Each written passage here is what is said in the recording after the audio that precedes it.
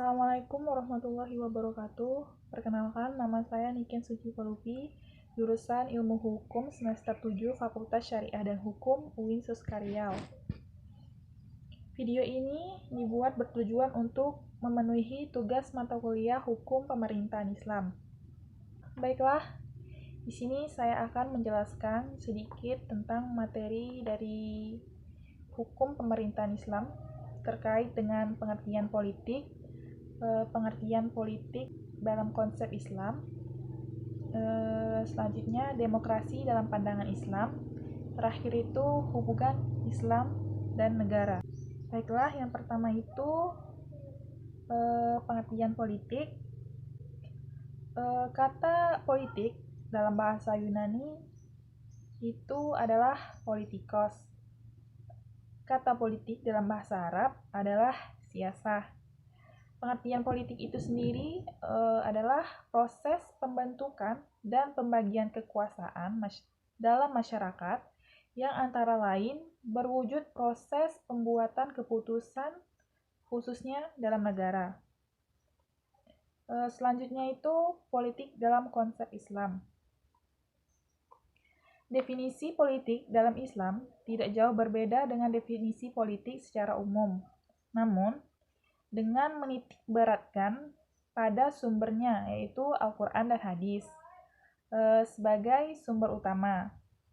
Selain itu, adanya hukum-hukum atau yang biasanya disebut dengan syariat dan pentingnya kepala negara berkonsultasi dengan Dewan Syuro mengenai permasalahan syariat dan adanya kewajiban menggulingkan kepala negara yang tidak berbuat adil.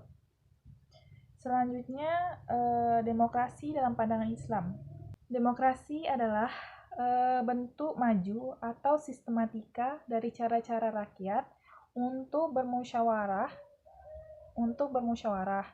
Jelas di dalam Islam ada prinsip bermusyawarah dalam memutuskan pengaturan hal-hal bersifat kepentingan umum. Demokrasi digunakan untuk mencapai kemajuan kemaslahatan bersama. Berkaitan dengan sistem kepemerintahan dalam bernegara, Islam memperjuangkan kesetaraan. Kaidah-kaidah kepemerintahan dalam Islam menekankan prinsip salah satunya adalah kesetaraan sebagaimana yang dimaksud dalam Quran surah Al-Hujurat ayat 13.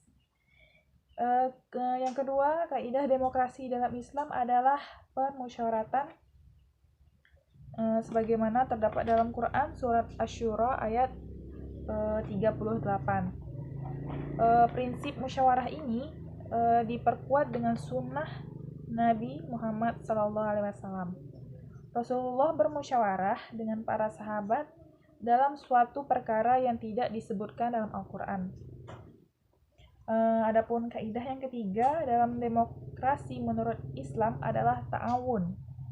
Ta'awun adalah menyatakan adanya tuntutan untuk kerjasama demi kepentingan Tuhan dan kepentingan manusia itu sendiri. Yang terakhir, takhyir atau perubahan. Dalam kaidah ini, manusia berperan besar dalam menentukan perubahan hidupnya. Demokrasi menuntut suatu perubahan sejalan dengan perkembangan kesadaran manusia yang selalu ingin mengadakan perubahan atau perbaikan. Yang selanjutnya itu adalah hubungan Islam dan negara. Hubungan Islam dan negara telah terjadi sejak lama. Dalam Islam, sudah sejak abad 7 muncul melalui gagasan Rasulullah SAW yang melahirkan Piagam Madinah, sehingga banyak tokoh atau ilmuwan barat yang mengapresiasi kepemimpinan dan keteladanan Rasul dalam mengurus kehidupan bernegara dan bermasyarakat. Ia sebagai negarawan tidak pernah memunculkan kata Islam. Satu bukti nyata dari sikap kenegaraan sejati kenegarawannya Rasulullah dalam Piagam Madinah yang 46 pasal itu, kita tidak akan dapat menemukan kata-kata Islam, bahkan jika kita melihat dari segi hukum. Piagam Madinah ini masuk ke dalam syariah, bukan fikih. Konstitusi Madinah merupakan contoh teladan dalam sejarah kemanusiaan untuk membangun masyarakat yang bercorak majemuk. Ini tidak hanya sekedar dialektika yang terobsesi dalam pikiran Nabi, tetapi juga tampak prakteknya ketika memimpin masyarakat Madinah. Di Indonesia sendiri, hukum Islam tidak bisa dimatikan dalam sistem hukum kenegaraan kita. Kita akan kaji bahwa Islam tidak pernah meninggalkan negara. Dalam konteksnya, terdapat 3 pandangan posisi agama dan negara. Antara lain, yang pertama itu agama tidak mendapat tempat sama sekali dalam kehidupan bernegara. Agama itu dipandang sebagai sesuatu yang berbahaya bagi masyarakat.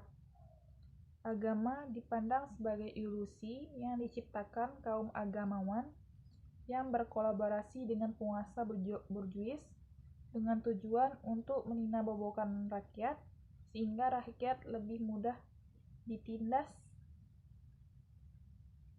dan agama dianggap hanya hayalan. Yang kedua itu, agama terpisah dari negara. Pandangan ini tidak menafikan agama, tetapi hanya menolak peran agama dalam kehidupan publik. Agama hanya menjadi urusan pribadi antara manusia dengan Tuhan, atau sekedar sebagai ajaran moral atau etika bagi individu, tetapi tidak menjadi peraturan untuk kehidupan bernegara dan bermasyarakat, seperti peraturan untuk sistem pemerintahan, sistem ekonomi, sistem sosial, dan sebagainya. Pandangan ini dikenal dengan sekularisme yang menjadi asas ideologi kapitalisme yang dianut negara-negara barat seperti Amerika Serikat dan Eropa serta negara-negara lain pengikut mereka. Yang ketiga itu agama tidak terpisah dari negara, sebab agama mengatur segala aspek kehidupan termasuk di dalam aspek politik dan kenegaraan.